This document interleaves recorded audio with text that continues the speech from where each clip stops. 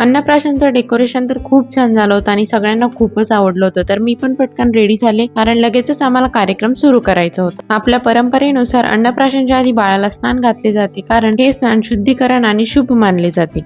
त्यासाठीच मी छोटंसं डेकोरेशन केलं आणि आम्ही सगळ्यांनी कानाला छान असं स्नान घालून घेतलं। कानाला तर हे सगळं बघून खूप मजा वाटत होती कारण त्याच्यासाठी हे सगळं नवीन होतं। कानाला छान असं कुर्ता घालून रेडी केला आणि काना त्यात इतका क्यूट दिसत होता की बस। लगेचच आम्ही अन्नप्राशनचा कार्यक्रम सुरू केला आणि सगळ्यांनी कानाला छान असं औक्षण केलं आणि त्यासोबतच शुभाशीर्वाद पण दिले आणि लगेचच आम्ही कानाला खाऊ घालण्याचा प्रोग्राम सुरू केला। कानाला तर आज आम्ही खीर खाऊ घालणार होतो कारण आपल्या संस्कृतीनुसार पहिल्यांदा तर बाळाला खीर दिली जाते, त्यामुळे आम्ही पण खीरच खाऊ घालणार होतो। सगळ्यांनी त्याला एक एक घास खीर खाऊ घातली आणि त्याला पण ते खाताना खूप छान वाटत होतं कारण तो दुधा व्यतिरिक्त वेगळं काहीतरी खात होता।